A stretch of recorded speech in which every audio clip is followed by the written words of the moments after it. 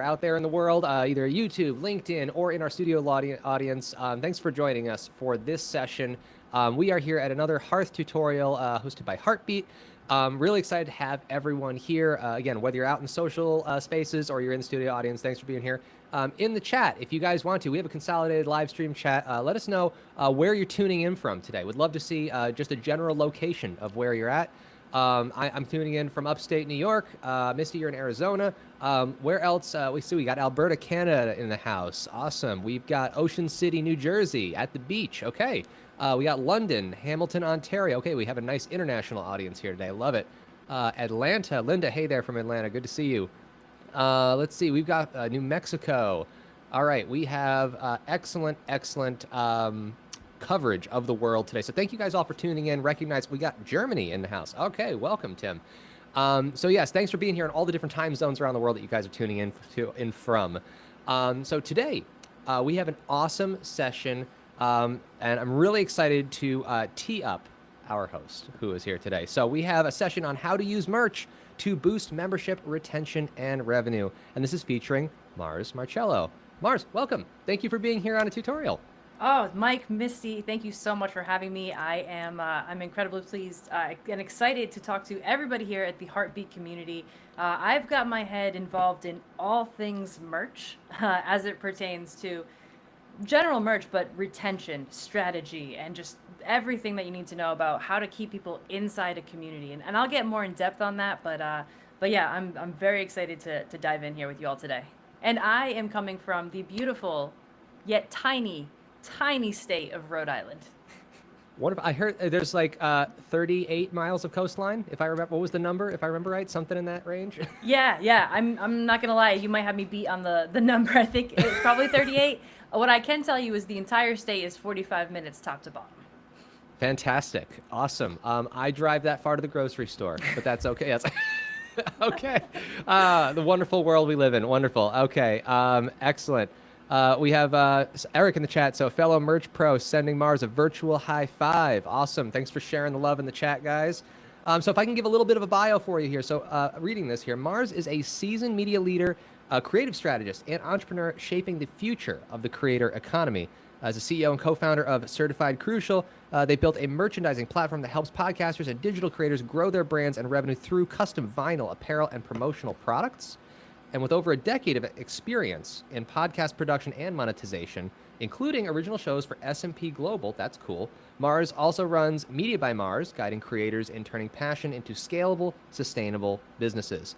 Known for blending strategic thinking with creative execution, Mars brings sharp insight into what it takes to thrive as a modern creator. I think that overlaps exceptionally well with the space and the room we've got, the people we've got in the room today from around the world. So Mars, tell us, what can we expect? Folks who are here live, what can we expect for them to take away from this session? What's the main thing they're going to leave with today? The main thing we're going to walk away from today is an understanding of why merch shouldn't just be an afterthought, and it needs to be a part of your infrastructure. There are ways that we can utilize merch to be a lever to, again, work towards retention. And I might use some fancy dancy language in corporate world like retention, but what I really mean is if you want to get people in your community and you want to rely on them being there not just this month but next month and 6 months down the line, we are going to dive into ways that you can utilize merch to do just that. I love it. I love that topic. And guys, so everybody out there who's like a community-led founder, if you identify as a founder and you're using community as part of your offer, if you're a community-first entrepreneur, if you're out there as a creator with podcast hosts, if you're just a course creator utilizing Heartbeat, if this is a space for your personal brand, all of this is going to link to growing your income streams. So I'm excited about this. So Marcia, so you know that about me. Before I worked with the team, I was a customer of Heartbeat. Actually, still am a customer of Heartbeat. Full disclosure, I actually still pay for Heartbeat. So guys, there's no bias in here, right? So even though the affiliation has grown stronger, but I run my own business. So I will surface questions from the chat, but also you can use me as a foil if you need to as we go through some of the topics and the learnings in here. I love that. Awesome. So let's kick it off. Launch the conversation, set the stage a little bit, and then we'll get in there. And guys, if you have questions as we go along, feel free to blow up the chat. I'll read them out. We'll put them up on screen as we go along. And if you do have something that requires some nuance, If you're in the studio audience, you can click request to come on stage, and you can go by voice alone or voice and camera, and we can get you up here. We can chit chat together. Awesome. Kick it off, Mars. Let's do it. And I would just add on to that, I am more than happy. I want this to be a use of your time, a productive use of your time. I have, I could speak about all of this for 75 hours straight, but I want to make sure that this is answering questions that you have. So please do not be shy in the chat. And with that in mind, a couple quick hellos. Hello to Heather from New Hampshire, and shout out Susan from Boston, my fellow New Englanders. It is lovely to have you here. Kicking it off, I want to dive into, first let me start by setting the table a little bit more about who I am, why I started this, but I do want to keep that super brief. This is more about instruction. But before we get into that, why? So I have been in the podcast landscape specifically for over 15 years now, which, how long has there been podcasts? Probably 15 years. So yeah, exactly. So I've been doing the podcast thing for a really long time now, and that led me to some really great moments, right? I've been a producer. I have been really involved in marketing, but I worked for a podcast database that really just changed everything for me. And I worked in the position where I was able to help massive brands, big names, I could name a couple, and they were able to utilize podcasts to make money. But the podcasters weren't making money. And so I've done this so many times that it was like, wow, what is happening? And so the question on the podcast side is a lot of podcasters, and if you are a podcaster, you understand this. If not, it will come back full circle. But for podcasters, it takes about 10,000 downloads before you can actually hit sponsorship or monetization, which most podcasters don't hit. That's the top 1 to 5% of podcasts. And so as somebody who's deeply involved in the industry, it's, wow, how do we make sure that this is sustainable, right? I want 95% of the industry not left out of the conversation. I want the whole 100 involved in monetization. And so when we take a look at how you can monetize a podcast, if we take a look at how the brands are doing it, they're leveraging that audience. And again, we don't just look at the numbers of downloads. We're looking at the engaged audience, right? When you have your community, we all here know community is much deeper than just a follow. It's the engagement, it's the back and forth, it's having them part of your actual tribe. And there are podcasts and there are communities where, again, you don't have 10,000. A lot of people don't have 10,000 people in their community at this time. But you don't have to have 10,000 people in your community to be able to monetize, right? You need an engaged audience. So an example that I can use, and we'll get more in depth on this a little bit down the line, is I worked with a podcast, and I'll give you 2 examples. I worked with on the brand side when I was doing big corporate stuff. I worked with some, again, heavy hitters, and I was able to get a brand booked on a podcast. I only had a couple thousand listeners, maybe like 3,000 max. And they were able to convert 500 of those listeners into paid app subscribers for a dating app, right? So that's a massive conversion for what everybody else would say is, oh, it's a pretty small show. But what we see is that the engagement was there. The podcast was a dating podcast, so the relevancy was there. The people were interested. We're talking to the right people. And that's what we need to do here. And so that's on the brand side, right? I saw that, these engaged audiences, they don't have to be super large. Now in context, I'm going to get a little bit more deeper down the line in this, but through practice now, I've been able to help podcasters. I just a couple weeks ago helped a podcast make $1,500 in 2 weeks. And they, again, only have a couple thousand listeners, but they sold 100 shirts, right? So that's how we're able to do this. Now, that's a little bit, I just have a couple other things to back into in terms of the how we go about this. So now you kind of understand the why, right? We want to make sure that creators are making money, but not just podcasters, right? Like here we are. There are community leaders, there are makers, there are just the creator economy writ large is pretty familiar with, potentially being taken advantage of or overlooked at best, right? And so I saw the opportunity, my co-founder, Michael Bickett, and I saw the opportunity to connect individuals within the creator economy. So I find myself at makers markets and craft fairs, and I also listen to podcasts. Now, why don't we help each other out? So we have created a database here at Certified Crucial that uplifts the physical makers within the creator economy. And we utilize that database to be able to make merch utilizing indie creators for indie podcasts. Now, also large networks as well, But a lot of that is to take away from is to again uplift all creators. So we don't typically use print on demand. A lot of what we do is screen printed and all of that. Now, that is a deeper look potentially. I could go a lot deeper, but I really want to get into the meat, the potatoes, and how this benefits you. I did want to give you the insight into how we make our merch though, because there are a few things that you should know. One, you can do print on demand. That is an option. You definitely don't have to work with Certified Crucial. Everything that I tell you today, you can do yourself, including working with independent creators. So something that we're going to get deeper into is the types of merch that we can start off with. But I want to get into what I really want to start off with is why we need merch and what some of the mistakes are with merch. I want to ask the chat right now, everybody who's listening, have you tried merch? Have you ever sold merch? Have you ever introduced merch to your community? Drop a comment, let us know. I'm really curious to see kind of what's out there. I can tell you in the podcast landscape, about 12% of podcasters have merch. So again, really looking into the monetization problem or issue and how, some of these crowdfunding resources can work. So has work merch for you? I'm seeing some yeses, engaged members, a little bit of merch here and there, but maybe not a whole bunch. So this is good. One of the things that we look at, and one of the reasons why I wanted to ask about merch, is because so often we look at merch as an afterthought. I love this one. Not entirely, but I definitely will be. I've just shifted to an entirely new business model, and merch fits in perfectly. And I love this because you're including it in your business model. Merch sometimes is thought of as, hey, let's give out some free free t-shirts, or let's sell some t-shirts, and that's great. But we need to look at merch through a much different lens, and it doesn't just have to be your typical t-shirts, hats, and mugs. I'll give you another example as to kind of why I got started in this. And so, Eric, shout out Eric. I love that you're already building your merch shop. So excited. Just a couple of quick things that I would tell you is your audience wants to engage with you. They want the merch. Some people are afraid to put out the merch. They feel like it's an ask. It's maybe an act of desperation.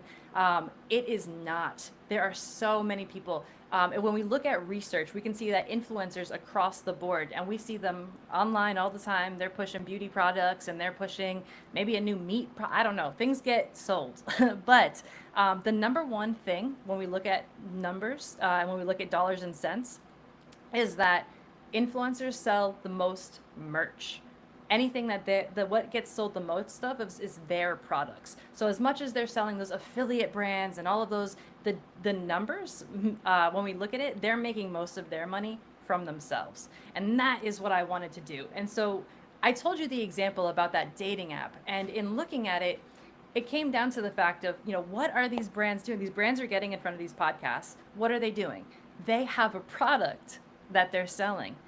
Podcasters, community, you don't necessarily have a product other than your space. And so what I'm trying to get across to all creators is that you yourself can have a product. Now, having a product isn't enough. What we're looking at and what we're talking about today is, again, retention. I am a big contender. I'm a big proponent of gamification. If you're familiar with Yukai Cho, then you may know of the book Octalysis. I would definitely put that out in the recommendations. Again, Octalysis by Yukai Cho. Really great book in terms of gamification. This is where I want to talk about what we can do with merch here.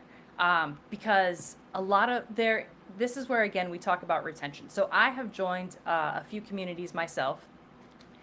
When you invest in a community, when you actually make that investment, you become a little bit more engaged, right? And so that goes with merch as well. If you are invested in the merch, you're going to be a little bit more engaged because you are quite literally invested in this community. You have put your time, not only your time, but your money into it. So a quick note from myself, I joined a community a couple of years ago, and I was in there every single day because I was really involved.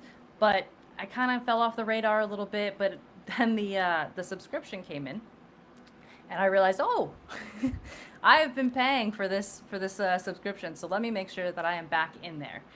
This psychological fact, while a little bit funny and humorous, is something that we really need to dig into. If we just take that moment and put it under a microscope, what happened there? What happened was I realized that I was paying for something, I had made a commitment to something, and I wanted to receive the full benefit of it.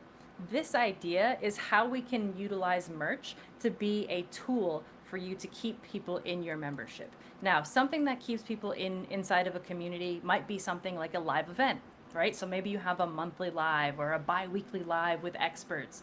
That same idea reigns true in terms of keeping people involved. But when you have these really limited items or these really unique gifts that you can put into your little universe as well, that takes it to the next step. So one way you can utilize merch is to have these unique items. I'm going to come back to unique items, but keep in mind unique. That's something that I really want to talk about.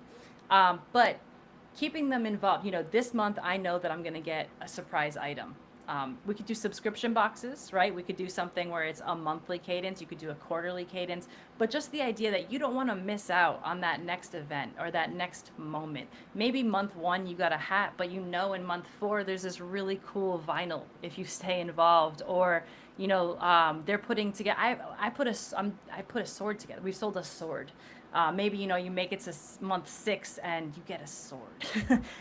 Whatever that might be, it keeps. That's pretty cool. Not gonna lie. Because I want to stay, Mike. Do you want to stay? I want to stay. Yeah. Maybe I get a sword or even some trading cards. You know what I mean? Just there are these really, and this is where maybe this is a good time to come into that unique element, because when we think of merch traditionally, we think of the traditional t-shirts, hats, and mugs.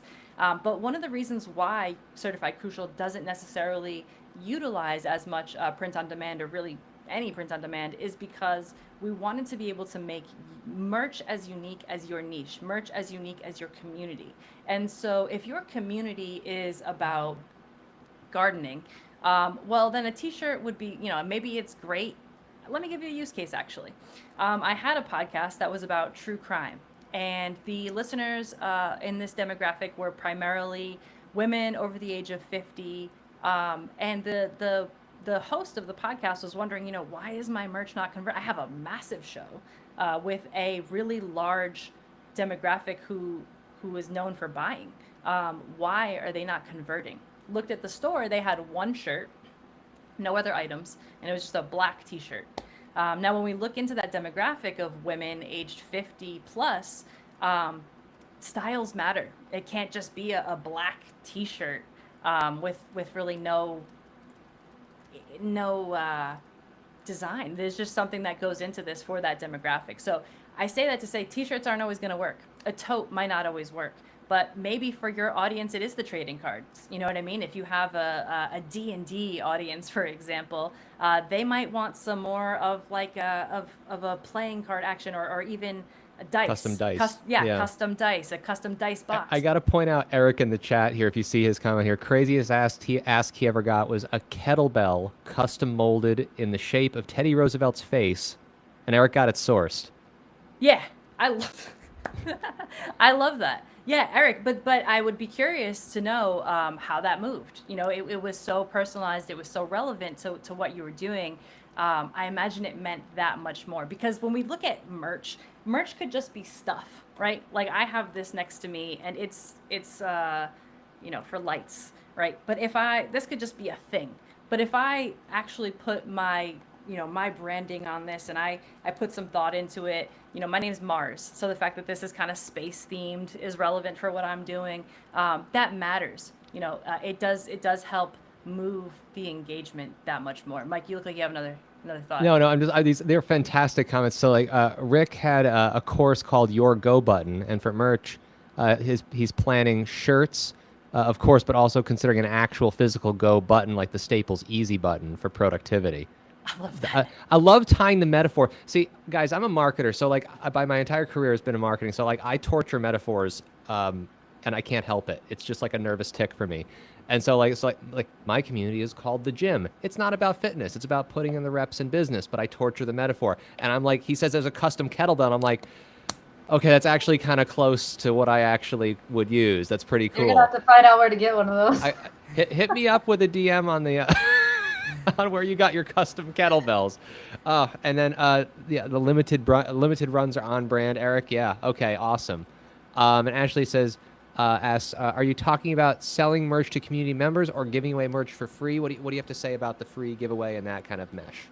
Yeah, I love that. And I think diverse offerings are going to be the best way to go throughout all of what you're doing here. That being said, let's talk about it, right? When we talk about, you giving away free merch, that is going to come up with some capital on your side. So that's something to be aware of. That being said, again, it's going to keep, if it keeps members in, then the ticket price might be worth it, right? So we can dive more into that. But what I did want to mention was pre-orders. Which is if you do want to offer these limited runs. Limited runs and the pre-order with the limited run is something that we love to promote here at Certified Crucial because we are talking to independent creators and independent community creative community leaders. The capital might not always be there, and we don't want that to be a barrier. If there are people who are in your audience who are interested in buying the thing, then let's go ahead. We don't have to wait for you to have all of that money. We can do that through, again, crowdsourcing. Really digging the idea of incentivizing community. I love that. Yes. The pre-order also helps promote the fact that Eric. It's nice because you get the funds to do cool stuff while also doing the FOMO thing. So it's limited. You can only get it for this certain amount of time, but you're not having to put up the capital. I say that to say, if you want to get 100 t-shirts or if you wanted to do the sword, that might cost you X amount of dollars. But when we do the pre-order, nobody pays anything until the minimums are hit. And in working with independent creators, and again, you don't have to work with Certified Crucial to work with independent creators, but you'll get smaller minimums. A quick note on some of this merch that we really should address, elephant in the room, print on demand. I'm here for it. There is a time and there is a place. One of the reasons why I talk about it, though, is because your merch is a reflection of you. The merch is your reflection of your brand. You have this community. It's digital. But this is the first time you'll have a tangible representation of you and your community to the community members. So it needs to be quality. It needs to be reflective of you and your brand. You don't want to buy, you're going to want to be mindful of, you could do what you would like, but you'd like to be mindful of the quality of the material that you're getting. Some of these t-shirts that are a little bit more fast in fashion, they might wash off the design within a week, 2 weeks, definitely within a year, right? We've all seen some of those or have some of those shirts. They're just kind of janky. They've been through. I had merch that I was wearing for my own branding because like when I made content, I didn't want to go editing in the branding. So I would just wear branded clothes in the videos that I made. And it dissolved inside of like 8 months, like just normal washing and wear and tear. And I was like, oh, that's really sad. Yeah, exactly. And you don't want your brand to wash away or community to wash away, 8 months down the line. Another thing with that is merch is a moment. To be able to hold on to have that physical representation, it means something. You want to show it off to people. You want to have it in your collection. So again, thinking of collectibles, making sure that your merch is something that you want to represent you. Sure. I'm just checking in on the chat here, seeing what we got. So I was going to say it was just Eric and Rich, but we got Yevi in here too. I feel like pre-orders get people engaged in the process too, the process of creating and releasing. Absolutely, I agree. And then Eric's got a question. Eric agrees on POD. 100% fully custom feels special. And the quality. Direct to garment. Yeah, direct to garment. Yeah, I just think. Kind of yeah, exactly. I love that. I appreciate Eric, Rich. I appreciate you both. Oh, I see something right here too suggesting. Oh, okay. I appreciate you both. I think it's important, and I'm just trying to reel back in my mind because I think Rich, you had said something that sparked a thought for me, but we're gonna have to come back to it. Okay. Ashley dropped a question about examples. So do we have any way we can kind of ground people in some of the differences between these categories, or examples of things done well? Like, can we benchmark them off of what does good look like? Let's establish that. Yeah, I think good is also a feel, right? And so when we're talking about t-shirts, there's an obvious standard. I think we can all think about it just off the top of our heads, right? The shirt that you had, Mike, and I think it is important to talk about shirts as well. We can go super unique, which again is really going to help move the needle there. But people do expect some of these, regular items as well. And when we think about t-shirts, if we think about, just kind of really flimsy, or like the logo could kind of peel off. Those are things that we want to be mindful of. In that, we're looking at, and if you work with somebody like a Certified Crucial, I've learned so much about cotton. I've learned so much about how these things are spun and spiraled and polyester blends and all of that. These are just things to keep in mind. Honestly, you don't have to work with a Certified Crucial as well, right? You could look into the provider that you're working with, what type of materials they're using, do a little Google, and find out, how good they are. Another thing to keep in mind too is we worked with stress balls, right? Stress balls are a really big get for a lot of people as well. But you have to be mindful because you don't want the vendor might have they might be a little more plasticky, rather than actually having that representation of a brand that you want. You don't want it to feel like it just came off.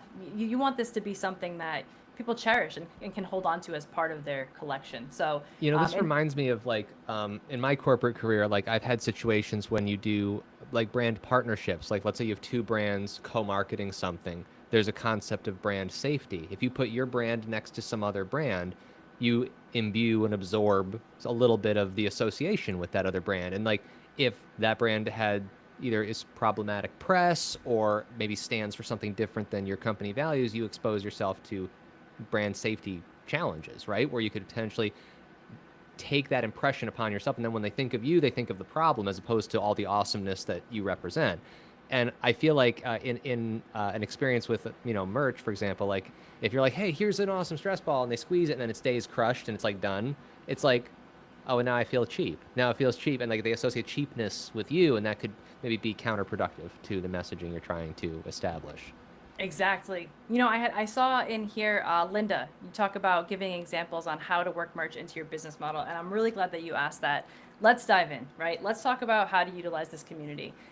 I've been a community manager in a former life as well, and some quick tips just in general are making sure that the community is going to thrive, thinking of it kind of more of like a party and a host, right? So the host of the party, if I'm hosting a party, you're going to come by, or Mike, let's say you're hosting the party. I'm at your house. I'm coming by. Very excited, by the way. Love the place. And I get in and, you got a whole bunch of people there. Maybe you even just have 50 people in the community, 35 people. I'm not expecting that the entire time we're arm in arm. You know what I mean? I'm expecting that I'm going to see you. We're going to have a nice moment and we'll go from there. And I'm going to interact with all the other people in the party. Now, and I'm sure Mike, Misty, everyone else in the community, I'm sure that you have seen this, when we can make our community members more aligned, when we can uplift them to be the host themselves, right? When we can kind of co-host with them, really bring the spotlight into them, it also helps with that feeling of engagement, that feeling of being involved, and again, the value that they're getting out of it. And so I say that and tie that in with merch, because there are likely people within your community, right? So a trick, that I had with some of my communities is, hey, let's see who's the most engaged, right? Let's take a little bit of time. Who's the most engaged? That person's going to be my community leader, right? We elevate them to be the community leader, and now they're imbuing all of their excitement. Also, the community got to see that somebody was elevated within the community, and again, it just compounds into this know, like, trust, and everything, all the value that they get from this community. That same idea of, hey, let's uplift somebody in the community can happen with merch, because there are likely people within your community who are makers or digital creators or physical creators, or they just have a really cool idea, right? This is another way that you can infuse it into your business plan, your business model. Like I said, having a monthly merch drop, especially surprise, is a way that you can keep people excited for next month, especially with teasers, but not just having that monthly cadence or quarterly cadence, however you end up working that into your business model, utilizing the people and uplifting the people within your community. Like I said, having a poll, what should our next merch item be, right? This is, again, more content that you can be putting out. Asking somebody in the community, having a competition, right? We're looking for people who can draw. What is the next logo that we should put on this item? Or what are some of the out-of-the-box ideas? So this is another way that you not only can reward your community so that they have that reward, but you can also engage with them. But coming back to rewards, this is another gamification tool, such as badges, where you can reward members for doing what you'd like them to do. So another gamification tool that you could use here is kind of like, I'll give you an example of what we're doing right now. Like, we're having some live events. Something that we're doing with conferences is imbuing this idea of more of an immersive experience. So kind of think of like a passport and then getting stamps everywhere. With that same idea, if you say, if you attend 5 events, or if you attend 3 events this month, you'll get one of our limited edition XYZ. We only have 10 that are going out this month. Again, now you're incentivizing people to go, come again, like to build up their exposure into this community. So those are just a few ways that, again, you can tap into your already engaged audience to source ideas, create more engagement, and find these new venues for limited opportunity. And I love how the secondary benefit to a lot of this, in addition to the reward structure and the engagement benefits and the visibility that creates more activity within a community space for other people to see, it's not a dead space. Everybody's action is happening, but also the habit building that happens, right? It's like, we take like a 5-day challenge and we like, oh, you do something for that many days, then you do it for 5 days more. And before you know it, it's like a normal habit that we just continue. We can foster these sorts of habits within community members as well. I do want to turn to a couple questions. Susan, I see you've had some excellent questions, so I'm going to try to roll a few of these together. And then Rich, I see I have a question from you as well. And some of these actually are very similar, so this is good. Okay. Misty, I don't know which one of these you're going to put up on screen, but I'm going to read it. We're going to see, because Susan, you've had some excellent questions. So, some of Susan, these are way up there. I don't even know if I'll be able to scroll to them. I love that the chat has gotten so big that it's hard to keep up, but that's okay. Susan, she shares context. Susan's got, I have a high-ticket program, and I'm thinking about investing in Yeti branded tumblers as more of a customer appreciation after they join. I want to make sure it's not just random or seemingly purposeless. Would love your thoughts on that. And I did see questions in the chat, and it wasn't either Susan or Rich, it was somebody else, and I lost it already in the chat, but it was a question about, Susan, no, you write this. You said, I don't need a stress ball or another coffee mug per se, but so where does usefulness come into play versus simply the badge value or the reward concept? Yeah, I love that. I think that's going to tie back into understanding your audience and knowing who they are, what their values are, what is useful. So for let's say you had a community and it's mostly engaged around tea. I'm going to assume that you all have teacups. Now, could maybe add one, right? It's not a no.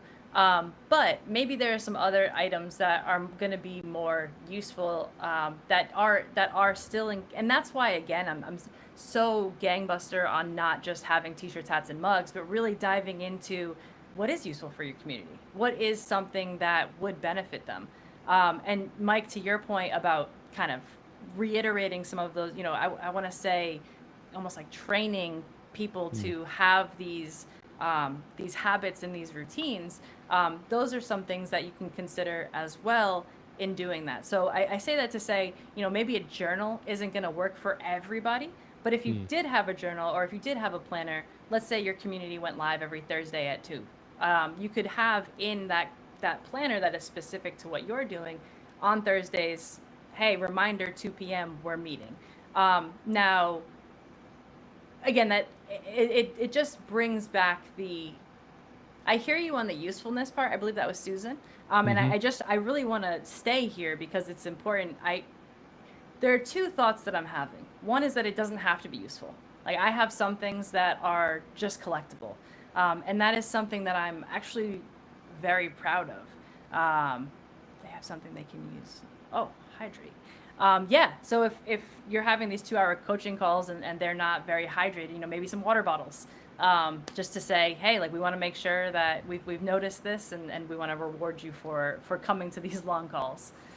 Wonderful. Yeah, I think honestly, there's usefulness doesn't have to be the tortured metaphor. Sometimes it's like, hey, if we're doing a 2-hour session or maybe there's a 4-hour workshop you're doing. Like I do long weekend workshops quarterly for my community members who are in a certain tier. And they're long. Like I can do it all day. Like I can do marketing, but like, most people are fatigued partway through the workshop. So it's like we get up and we have to like stretch and move and like actually. So like I could come up with something like a little like stretchy exercise band or something and it's like it could make part of the community experience. Then the activity is like I was there and I used this merch in person. And Susan, okay, a good point. Yes, we want you as the community founder to be useful as well, and your community to be useful. I love that idea. And then also that comes just really quickly, Mike, that also comes back in, if you're uncertain about what is useful to your community, ask. It's never a bad opportunity. It's never a bad idea to engage with them more. That's how you're going to get, most of the insights that you're looking for here. Wonderful. And then I want to catch up in here too. You guys, I love, we have Jess and Evie are now chatting. Apparently they know each other in the chat. Great. Pop off, guys. Have fun. Not a problem there. Rich should have a question. I want to surface this one from Rich.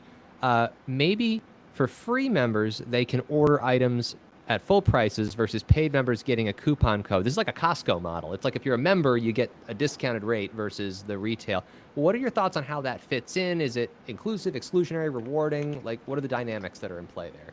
Yeah, I am all about it. I think you want to have rewards for your members, and there's also different tiers, right? We could take that a step further and have tiers. So maybe tier 1 is free and they pay full price. Maybe for tier 2 is 5% off, 10% off. Maybe for tier 3 you just get free merch. Like and it's again that gamification. The more that they're going to get, the more they're going to want to stay in.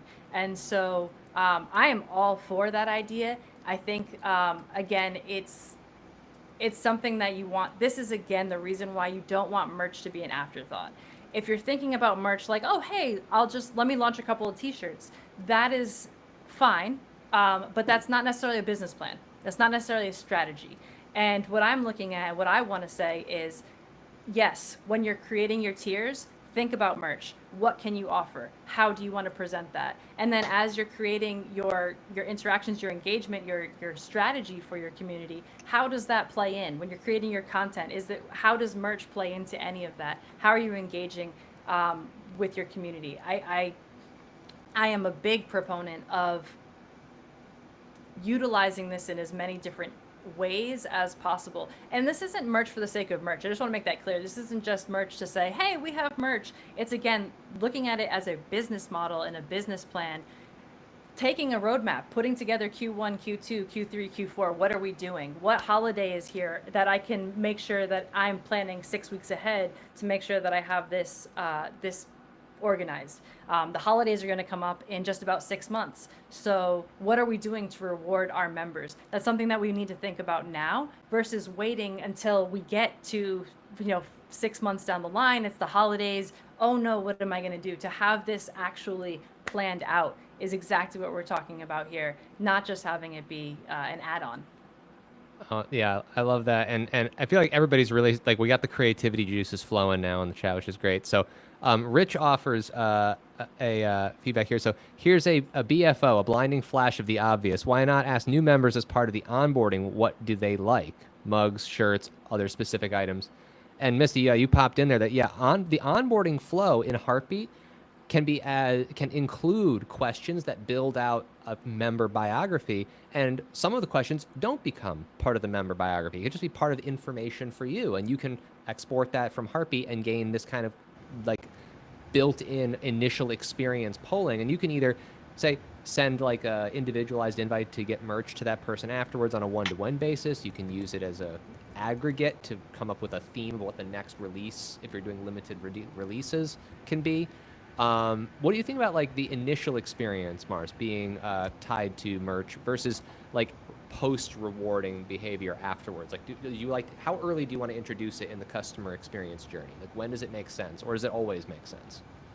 I wouldn't go so far as say it always makes sense, but it often makes sense. Okay. I really like the idea of the onboarding. Again, marketing, right, Mike? Yeah. This is how as much information as you can give me about my audience is what I'm going to want.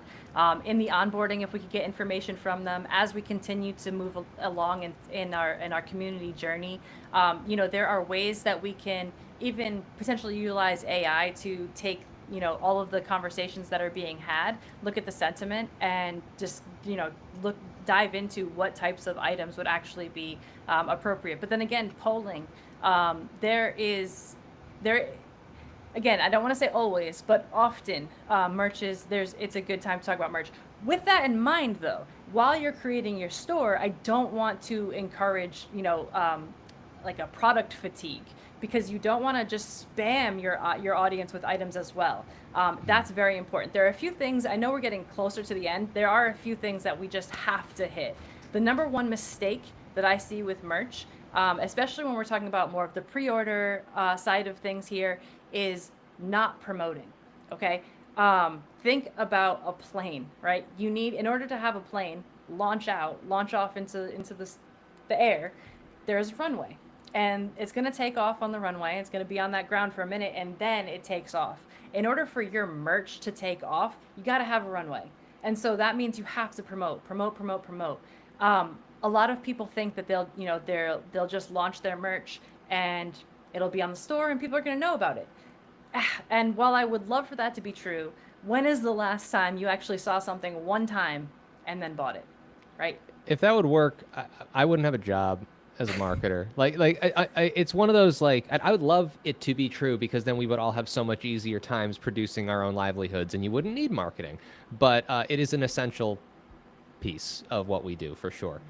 No, that's a really great point. And it's interesting. Actually, that ties in here. One of the questions was from Evie. I'd love to know what you would consider the worst merch, or something that needs to be shelved these days. Oh boy, worst merch, something that Hot needs take to be time. shoved.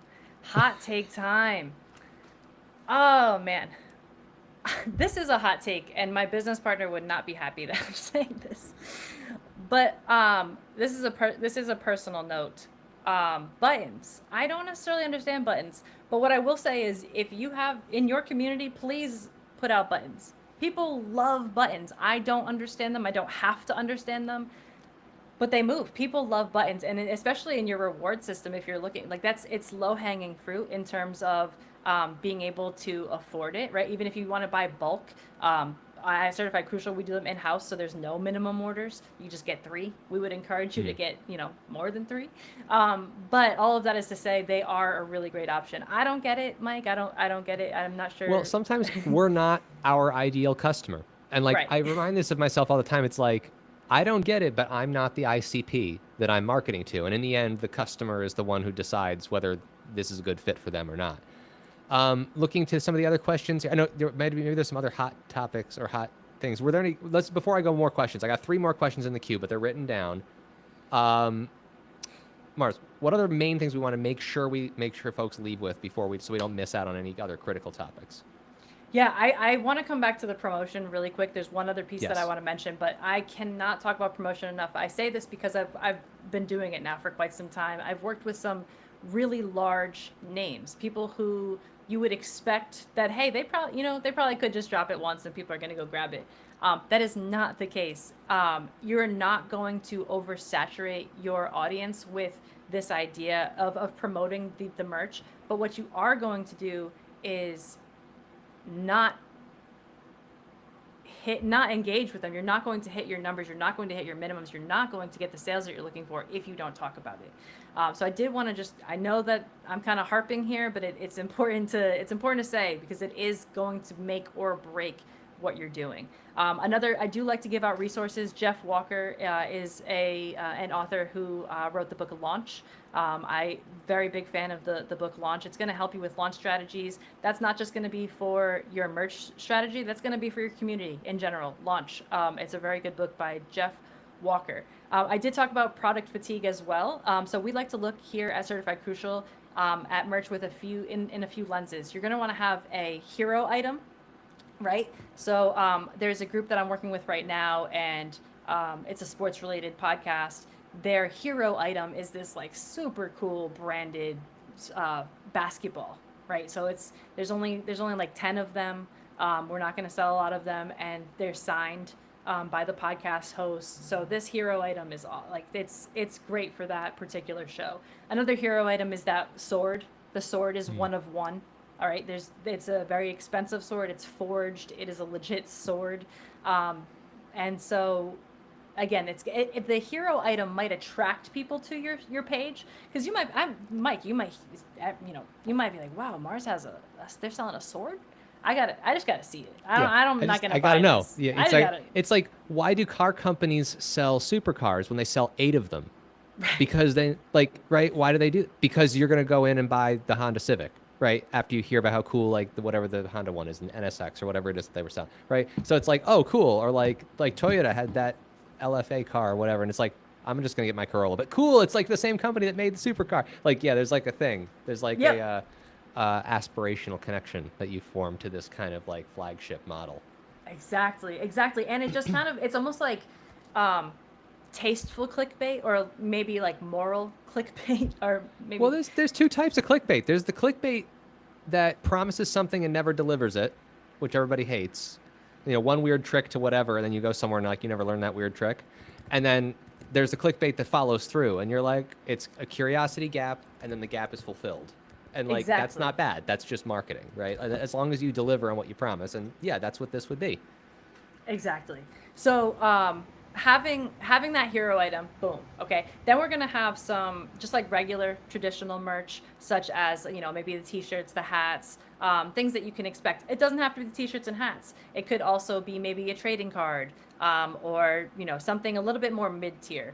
And then from there, we also want to offer, some of, again, that low-hanging fruit. I say that to say, having a diverse offering, I've had some individuals, some brands that want to launch their pre-order, but they're just launching one item, which is great, but you could fill up your store a little bit. You're leaving room on the table for potentially sales to be lost. So I did just want to give you that example as well. When you're putting together your merch store, you don't want to oversaturate. You don't want to have like 75 items all at once. But it is a good idea to look at it in this kind of tiered lens of a high, like a hero item that's maybe a little bit more high ticket, so a common item, and then just some low hanging fruit, buttons, stickers, lanyards, stuff like that. And I'll add that that provides a pricing psychology benefit of price anchoring. When you have that hero item, that's like a $500 item, all of a sudden your $35 hat or whatever is like, oh no, it's a deal. It's a deal now. Versus if you put a $35 hat by itself on a page, they're considering that against, the $3 sandwich or whatever they got out of the vending machine earlier, right? It's like, like that. If you don't provide a reference frame, they'll provide their own. You know what? I love how there's like 2 different ways to use your. It's like, here's the merch that I sell, but also like, here's the stuff you can earn, for free by doing different things. The hybrid approach to that, yeah. Yeah. So like hero items, I wasn't thinking what could I sell. I was thinking like, YouTube will give me a plaque if I hit these numbers with, if I'm like the best content creator and I get to like 1 million views or whatever, then I'm going to get this special plaque I could stick in the background. Like it's those kind of like incentives to get people to keep doing the action you want them to take. Very cool. No, that's a great point. I think that is the fact that you can combine behavioral reward with shopping, for lack of a better term, is the strength. I do want to surface a couple questions I think will give us a pivot we need to the final piece here. So Susan has a question. I'm going to weave these together, Susan, because there was a couple.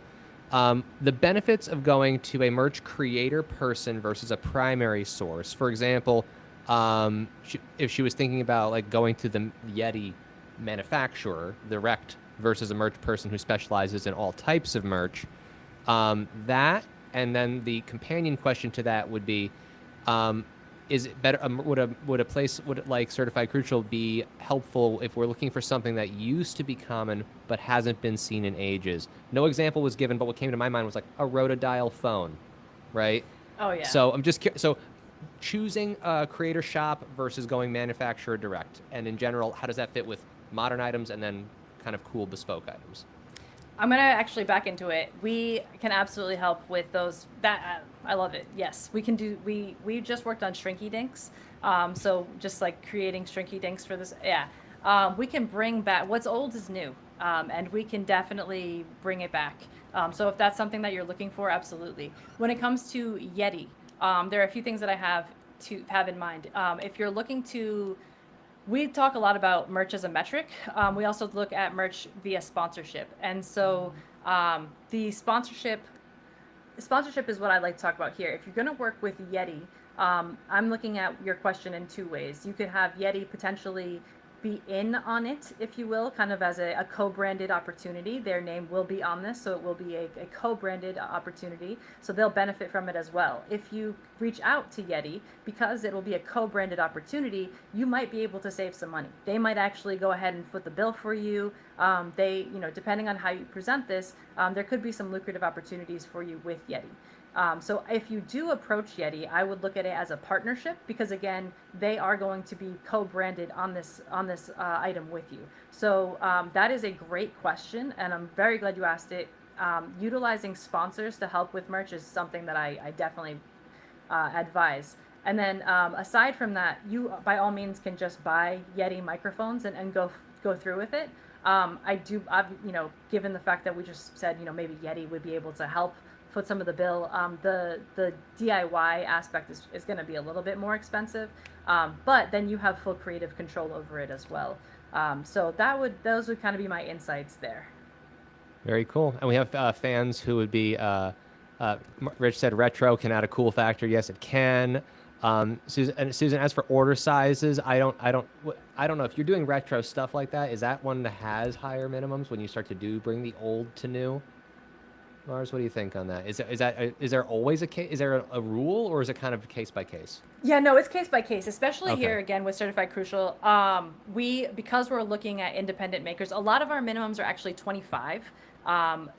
So some of the more higher volume items where you have a higher minimum would be something like a vinyl, like a record that we're looking at. But outside of that, even the more niche operations that we've done, which like again the Shrinky Dinks, we've created fans like hand fans. Those custom, because we're not working with a big vendor or think of Etsy. Think of it's Sunday and you see somebody with flower boxes. Yeah, down at the market, right? Yeah, they're used to doing more small batch items, and so their minimums are typically a lot more approachable than if you were to go with a big brand, let's say. Very cool. Love that we had such an active chat. I wish we could stay on for hours to answer them all. But what we're going to do, any questions we didn't get to, when we have this recording in the Hearth, it will be posted there. Mars, if you're not a member of the Hearth, we welcome you to be a member. It's free to join. If you are a member, what Misty can do is tag you, and then we can continue in the comments underneath that. Anybody who's got questions they want to ask of you. But I do want to tee up everybody else here for the end of this call. Before we adjourn, I'd love you guys all in the chat to think about what's one thing, don't send it yet, one thing that you learned out of this session that we did here today about using merch for retention and revenue growth. Type it in the chat, but hold on to it for a quick sec. We're going to waterfall this all through at the end, send Mars off with a really good feeling of all the takeaways that we have here. Before I do that, while you guys are thinking about your one main takeaway here, I do want to share real quick that we do have a thank you for those of you guys who have decided to stick with us here till the end. I'm going to share that up real quick, if I can pick the right window on a live stream. That's always important. Awesome, I did. Okay, so I want to show you guys here that if you have not started a Heartbeat community, if you are thinking about looking at Heartbeat, you've been trying to vibe check us, you've been coming to tutorials, but you haven't started a subscription with us yet, we welcome you to try. We welcome you to think about how maybe merch is the thing that you need to bring your community to life, and you're ready to get off the fence, get off the sidelines, and get building. So we're doing the special offer for your first 3 months. You can choose either the starter tier or the growth tier, depending on which one is right for you based on the features that you need. And over the next 2 days, if you start a trial before 11:59 p.m. on Friday Eastern time, we're gonna give you half off for those first 3 months. So what you would do is go to heartbeat.chat/Mars. That site will just look just like our website, but when you start a trial through that, it's going to remember that you came here, and it will give you that discount, and you will see that when you go to checkout after your free trial, which is included with all Heartbeat trials. So you get 2 weeks for free. So I want to put this in front of you guys, all right? And then what I'm going to do is I'm going to drop off the share, and I want to come back together, and I'd love everybody to write in the chat what the one takeaway you got from this session, and if you guys could hit send right now. Let's say, what was the one thing that you guys learned, your main takeaway from this session? Let's waterfall all this through. Would love to see this. And then after the waterfall, Misty, what we're going to do is pop that link back in the chat again, because we got so many responses poured in. All right. Unique items strategically. Do it as a strategy. Need to relaunch the merch store and have members ask members for their favorite items. Let's see. Merch always felt like a big brand thing, but it's demystified a bit today. Love that. Tiered merch and hero items. That was gold. Requesting desires in the onboarding. Having fun with merch. Gotta love that.